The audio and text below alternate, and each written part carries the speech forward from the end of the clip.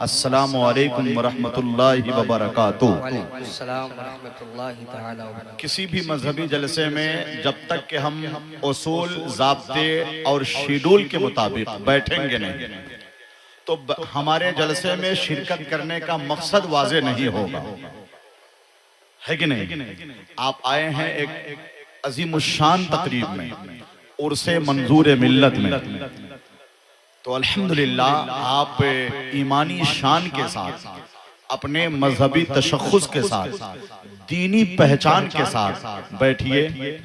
کیسے بیٹھنا چاہیے؟ یہ جلسہ کیا ہے؟ تربیت گاہ ہے، یہ ایک طرح سے درس گاہ ہے۔ جو باتیں عام طریقے سے آدمی سیکھ نہیں پاتا، جلسوں میں سیکھتا ہے۔ تو سب سے پہلے تو بیٹھیے سلیقے سے، سر پہ ٹوپی، ایسے بیٹھے ہو بابو، ایسے بیٹھو کہ لگے کہ ہاں کوئی اسلام اور یعنی اہل اسلام کلمہ کو یعنی حق میں ہمارا شمار ہو رہا ہے کہ نہیں؟ جوتا اتار لو، ادب سے بیٹھو، سلیقے سے، ایسے جیسے لگتا ہے جیسے یعنی چلتے پھرتے آوارہ مزاجی کا اظہار نہیں ہونا چاہیے۔ دین کے تئیں درد واضح ہونا چاہیے۔ جو سو رہے ہیں ان کو اٹھائیے۔ جلسے میں آئے تو ایک نئی بیداری ہو، نئی امنگ ہو، مذہبی رنگ و آہنگ میں ڈھل کر ہم بیٹھیں تاکہ یہاں سے کچھ سیکھ کر جائیں۔ جلسے میں بیٹھیں تو جو بے نمازی ہے اس کے اندر نماز پڑھنے کا شعور پیدا ہو۔ آپ لوگ چاہتے ہیں کہ جلسہ کامیاب ہو، عرس منظور ملت یادگار ہو، تاریخی ہو، چاہتے ہیں؟ کتنے لوگ چاہتے ہیں؟ سبحان اللہ، ہاتھ اٹھایا ہے۔ اسی انداز میں یا رسول اللہ کہہ کے بتا دیں زور سے۔ سمجھیے کہ نقیب کیوں ہوتا ہے؟ نقیب لطیفہ سنانے کے لیے نہیں ہے۔ یہ قوم جو ہماری زوال آشنا ہے، ہم اس کو اور کتنے زوال اور انحطاط کی آخری منزل تک پہنچائیں۔ ہمیں نظامت ہو کے، خطابت ہو کے، شاعری ہو، ہمیں اپنی قوم کو بیدار کرنا ہے۔ سیرت رسول پاک کا ایسا چیپٹر پیش کرنا ہے کہ جو بگڑی ہوئی قوم ہے وہ راہ راست پر گامزن ہو جائے۔ تو آپ لوگ چاہتے ہیں جلسہ بہت کامیاب ہو، ذرا سا بتائیے، چہرے پہ مسکراہٹ لائیے۔ چاہتے ہیں؟ کتنے لوگ چاہتے ہیں؟ یا رسول اللہ کی صدا بلند کر کے بتائیے۔ اتنے سارے لوگ ہیں، آپ اپنے آقا کے نام پہ آواز بلند کر رہے ہیں تو آواز آپ چھپا کیوں رہے ہیں؟ سوچئے ذرا سا، جب بلند کرنا ہے، ہم کسی کے والد صاحب کے نام پر، کسی کے دادا کے نام پہ تو نہیں کہہ رہے ہیں، ہم اپنے آقا کے نام پہ ہاتھ اٹھانے کی آپ کو دعوت دے رہے ہیں۔ اس دعوت کو کتنے لوگ قبول کریں گے؟ ذرا دعوت کو قبول کیجئے اور سبحان اللہ کی صدا دل سے، زور سے، کتنی آواز بلند ہو سکتی ہے؟ بلند کر کے بتائیے۔ ہمیں تو اس کے نظریے سے اتفاق نہیں، رضا کی جس میں طلب اور اشتیاق نہیں، لگا کے دیکھیے محفل میں نور برسے گا، رضا کے نام کا نعرہ ہے یہ مذاق نہیں۔ آئیے ہاتھ اٹھائیے، نعرہ تکبیر، زوردار نعرہ لگائیے۔ یہ آواز جتنی نکلی ہے نا دوگنی کر دیجئے۔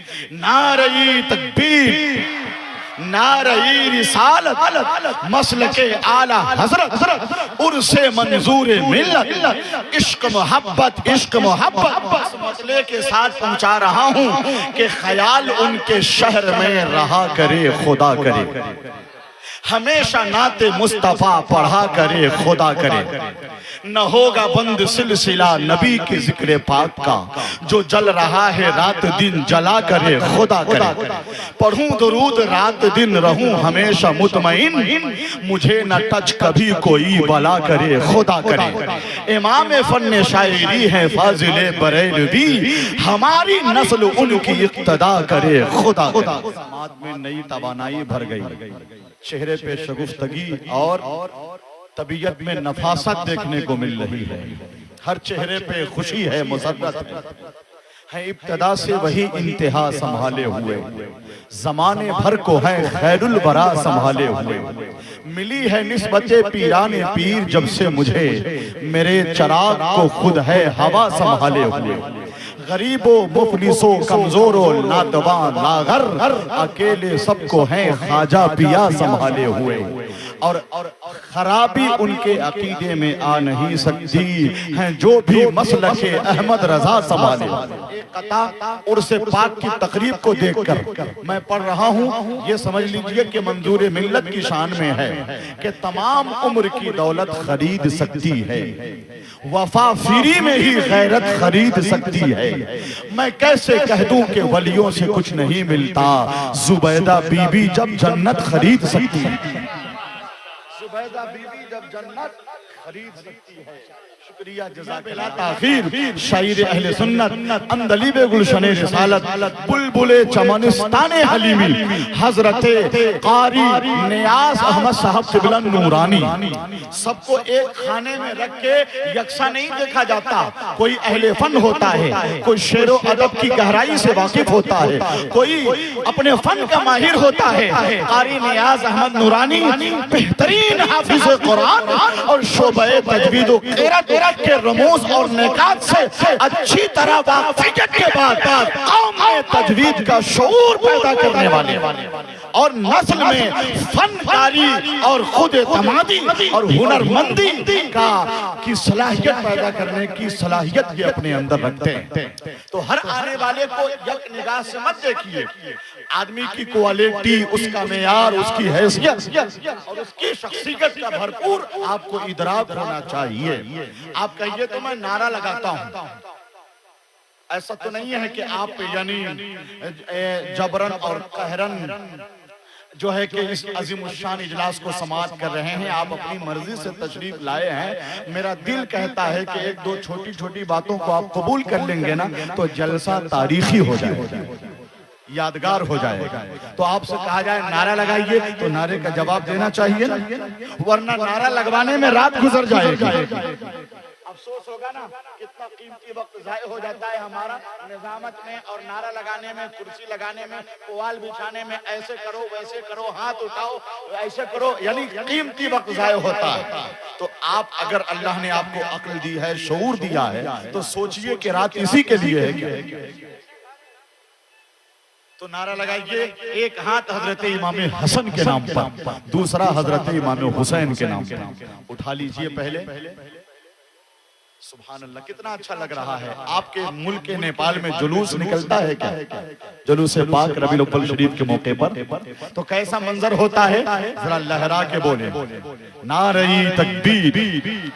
اتنے سارے لوگ ہیں، میں سمجھتا ہوں کہ آپ حضرات اگر اتحاد کا مظاہرہ کر کے لوگوں کو خوش کرنے کے لیے نہیں، اللہ کی خوشنودی حاصل کرنے کے لیے اپنے نبی کا نام بلند کریں گے نا تو سینے کی قوت میں انشاءاللہ اضافہ ہوگا۔ نعرہ تکبیر۔ آواز ابھی بھی نہیں، کہیں ہنگامہ ہوتا ہے، شور و غل تو دیکھتے ہیں لوگ، لگتا ہے کہ کلیجہ باہر کر دیں، مگر یہاں نبی کے نام پہ آپ کی آواز بلند نہیں ہو پا رہی ہے۔ نعرہ تکبیر۔ اچھا آواز تھوڑی سی بڑھی ہے اور نہیں بڑھ سکتی ہے کیا؟ بڑھ سکتی ہے کہ نہیں؟ ایک شعر پڑھوں گا آواز بڑھ جائے گی، بولیے تو پڑھ دیتا ہوں۔ نہ جوش و جذبہ نہ عزم و ہمت، کوئی سنے گا تو کیا کہے گا؟ جوان لوگوں کی ایسی حالت، کوئی سنے گا تو کیا کہے گا؟ امام احمد رضا کا نعرہ لگائیں تاج الشریعہ والے، خاموش بیٹھے ہو اہل سنت، کوئی سنے گا تو کیا کہے گا؟ اب آواز بلند کریں گے، بلند کر کے بتائیے نعرہ تکبیر۔ اچھا لگ رہا ہے، یہ کام پہلے کر لیتے تو 2 منٹ آپ کی زندگی کا بچ گیا ہوتا۔ نعرہ تکبیر۔ اہل اسٹیج سے نہیں کہا جا سکتا کہ آپ کو اعلیٰ حضرت کے نام پہ زبان کھولنے کی جرات کرنی چاہیے، نہیں کہا جا سکتا، ایسا نہ ہو کہ بے ادبوں کی فہرست میں شامل کر دیا جائے۔ جب اسٹیج سے اعلیٰ حضرت کا نعرہ لگے گا تو نیپال نہیں، انڈیا نہیں، پوری دنیا میں امام احمد رضا کے عشق کا پرچم لگا۔ اس لیے کہ اس نیپال کی سرزمین پر ہمارے بزرگوں نے الحمدللہ اعلیٰ حضرت کے عشق کا پرچم لہرایا۔ اور حضور شیر نیپال کا کہنا کیا؟ تو آئیے نعرہ تکبیر، کھل کے اٹھائیے نعرہ رسالت، مسلک اعلیٰ حضرت، عشق محبت، عشق محبت۔ عرس منظور ملت، نیپال کے خلفاء میں سب سے کم عمر کے خلیفہ مولانا جمال الدین جمالی کا حکم ہوا ہے، اور آپ کا اسٹیٹس کردار بھی تو بول رہا ہے کہ محمد علی فیضی صاحب قبلہ کا انتخاب ہونا چاہیے. تو زبردست نعرہ لگائیے، نعرہ تکبیر. زبردست. اس وقت سے ہم لوگ جو نعرہ لگا رہے تھے آواز کم تھی، اس نعرے کی اہمیت نہیں تھی کیا؟ سوچیے آپ ذرا سا کہ کیسے آپ کہاں جا رہے ہیں. اپنے آپ کو کنٹرول کیجئے، ہر آنے والے مہمان کو خراج تحسین پیش کیجئے تاکہ منظور ملت کا کرم ہو جائے. ہاتھ اٹھائیے، دونوں ہاتھ اٹھائیے، آواز بھی بلند کرنا ہے. نعرہ تکبیر، نعرہ رسالت، مسلک اعلی حضرت، عرس منظور ملت، عشق محبت، عشق محبت. انوکھی بات تصور کی سرزمین پہ لکھ. یہ میں نہیں کہتا، شعر میرا، زبان میری، نظریہ محمد علی فیضی کا ہے، خیال ساغر ضیائی کا ہے، علماء کا یہ نظریہ ہے، موقف ہے کہ انوکھی بات تصور کی سرزمین پہ لکھ. نظر کے خامے سے نام نبی جبین پہ لکھ. بھروسہ چھوڑ موبائل کے سافٹ ویئر کا، نبی کی نعت خیالوں کے اسکرین پہ لکھ. اور جو لوگ مسلسل جلسوں میں موبائل یوز کرتے ہیں، اس فیشن زدہ ماحول میں میں نے قطع لکھا ہے کہ ہمیشہ وقت گوانے سے فائدہ کیا ہے، فقط فرینڈ بڑھانے سے فائدہ کیا ہے. اگر مدینے کا فوٹو شیئر نہیں کرتے تو فیس بک کو چلانے سے فائدہ کیا ہے.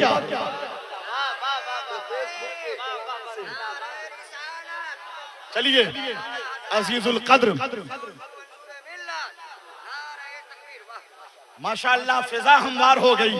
اللہ کرے کہ یہی منظر رات بھر رہے. ابھی تو محمد علی فیضی آئے ہیں حضرت، ڈاکٹر روح الامین آئے گا، اسلامی مفکر آئے گا، اسلامک اسکالر آئے گا انشاءاللہ تبارک و تعالی. علماء اسی طرح بیدار رہے. اگر علماء اس طرح بیدار رہتے تو قاری نیاز صاحب قبلہ کے شعر کا حسن پھیل گیا. چلیے ایک مرتبہ یا حسین کہیے زور سے. ہر فرد اٹھائے ہاتھوں کو، اٹھائیے. یا حسین بیداری کے ساتھ، یا حسین، یا حسین، یا حسین. بیدار ہو گئی ہے نظر کربلا کے بعد، مضبوط ہو گیا ہے جگر کربلا کے بعد. اس دور کے یزید کو شاید خبر نہیں، اسلام زندہ ہوتا ہے ہر کربلا کے. شہر میں پھولوں کا رنگ اچھا لگا، نظارہ باغ کا تتلی کے سنگ اچھا لگا. مدینہ آ نہیں پائے اویس ماں کے لیے، رسول پاک کو ان کا یہ ڈھنگ اچھا لگا. جو بے خودی میں شریعت کا بھی لحاظ کرے، ہمیں تو خواجہ کا ایسا ملنگ اچھا لگا. سنا رضا سے کہ ہر بچہ نور والا ہے، تو سیدوں کا مجھے انگ انگ اچھا لگا.